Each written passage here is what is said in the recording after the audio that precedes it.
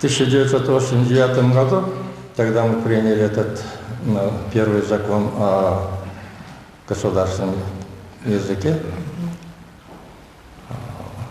мы этот вопрос очень сильно обсуждали, и общество тогда воспринимало не так просто. Вот с правой стороны сидит академик, с левой стороны сидит тоже доктор наук, профессор, молодые были тогда ребята. Я хочу поблагодарить вас за ту помощь и поддержку, которую вы тогда мне оказывали всегда. Меня считали националистом, я никогда не был националистом, и вряд ли буду, но я всегда говорил русскоязычной аудитории, что я не националист, но я патриот своего народа. И мы обязательно сделаем русский язык государственным. Я почему спросил относительно вашего бюджета, и Едель, чтобы вы тоже знали, и в моем докладе это сказано. Я делал доклад часовой, 2 дня обсуждали, на 3-й день единогласно приняли, несмотря на то, что были очень резкие обсуждения, и категорически против выступал прокурор республики Иванцов, первый секретарь Катинского райкома партии Ярцев и так далее. Это все прошло. Но тогда было сказано так: мы в течение 10 лет эту программу выполним полностью, и выделено было 500 миллионов рублей. Ежегодно 50 миллионов. Тогда доллар был 64 копейки. Слушайте, да, был такой период. Мы были в составе Советского Союза. Мы от Советского Союза и не отказывались, и не думали даже отказываться. Не наша вина, что Советский Союз развалился. Мы хотели, именно Кыргызстан и руководство Кыргызстана были за то, чтобы сохранить Советский Союз. Мы были готовы подписать соглашение о новом договоре образования союзных республик. Но вы поймите, если тогда окрик был с Москвы, если тогда было 18% населения русские, а около 40% и более даже русскоязычные. Ну сейчас же никто нам не мешает. Мы самостоятельная страна, абсолютно независимая страна. Если мы до сих пор не можем кыргызский язык поднять на тот уровень, здесь уже искать кого-то не надо. Это мы сами виноваты, и просто мы сами не дорабатываем. Даже виновных не надо искать. Просто надо делать так, чтобы кыргызский язык звучал везде. Я не совсем понимаю, когда наши первые руководители, выступая на различных совещаниях и собраниях, говорят сперва на русском, на кыргызском языке, а потом обязательно начинают говорить на русском. Перед кем мы тогда оправдываемся? Не бойтесь говорить на кыргызском языке. Это один вопрос. Второй вопрос, я с вами согласен, и мы с самого начала, вот, ребята, которые сидят слева и справа от меня, я их ребятами считаю, хотя они уже седые ребята. Вы помните, уделяли какое огромное внимание народностям, которые проживают у нас. И мы создавали словари даже для карачаев, балкаров и других национальностей. Мы словари создавали. Мы не только старались реализовать наш русский язык, это на первом месте было, это главное было, но мы хотели, чтобы все национальности, которые проживают у нас, не забывали своего языка. Не просто это был лозунг, не просто это был призыв, это была действительно возможность им давать такую возможность, чтобы открывали школы, открывали группы, чтобы они не забывали своего родного языка. Почему? Да потому что мы, кыргызы, чувствовали на себя, что мы были тоже перед угрозой, через какое-то поколение мы можем забыть свой язык. Вот в чем дело. Поэтому это второй вопрос. Третий вопрос. Я очень надеялся, что сегодня примет участие на нашем совещании господин Удовиченко Николай Николаевич, Жаль, что в его отсутствие приходится говорить некоторые слова, но я очень прошу передать Николаю Николаевичу мое глубокое к нему уважение.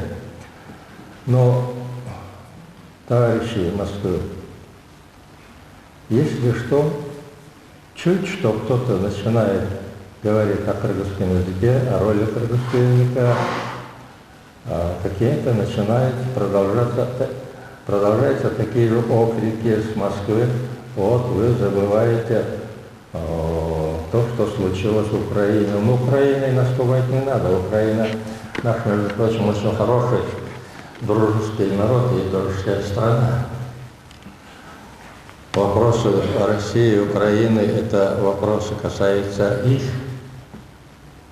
Когда на Курултае наш спикер сказал о переименовании 4 районов города Бишкеке, депутаты Государственной Думы, я очень глубоко уважаю и отношусь действительно симпатии этой женщины Яровая. Да? Яровая. Она замечательная. Начинает говорить, что вот в Кыргызстане, значит, не учитывает то, что происходит, вы идете по пути Украины и так далее. Если пошло на то, кто отказался от Северного? Не мы, а россияне. Вы отказались, делали Екатеринбург город. Все. А таких районов мало. А ведь это памятники Ленину. Вот у нас памятник Ленину стоял на площади, на главной площади.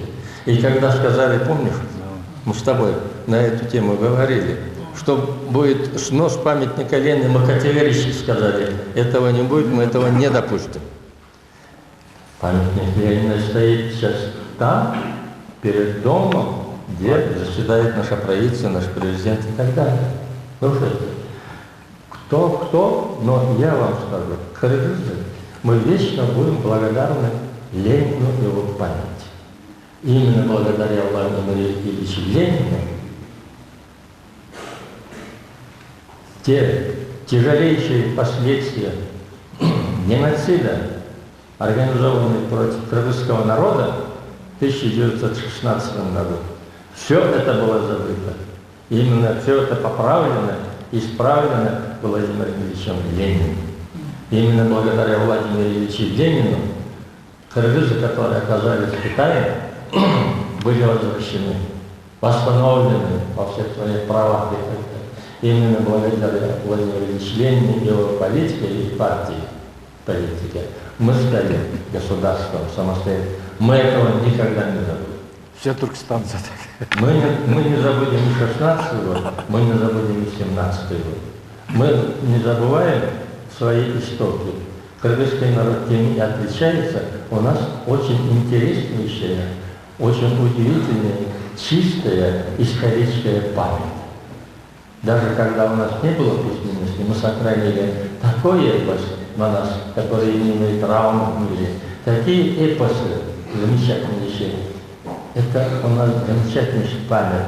И мы помним заветы наших предков. Мы очень любим, почитаем своих предков. Наши предки еще 250 лет тому назад сказали: держите курс, держите направление на север, на Россию.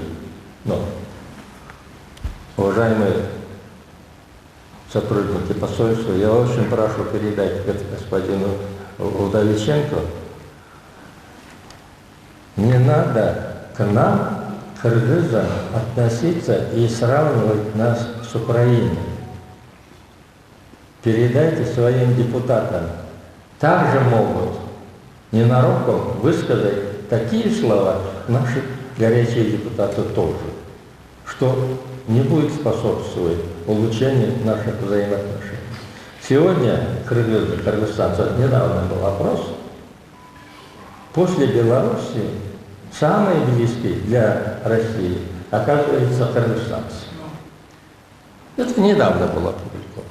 И мы это будем дорожить. Что касается проведения таких мероприятий, я в присутствии Идиля хочу сказать, свою политику относительно, чтобы все кыргызы знали свой родной язык, мы должны твердо и последовательно проводить, не оглядываясь никуда. В первую очередь речь идет о кыргызах, во вторую очередь идет о всех кыргызстанцах, которые являются гражданами нашей страны. Ну, смотрите, Россия. Владимир Владимирович Путин, уважаемый всеми кыргызами, кыргызстанцами человек, всегда делает упор на русский язык. Всегда делает.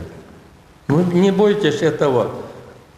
Ну, если вы боитесь кого-то, так возьмите пример у Путина. Никто не боится.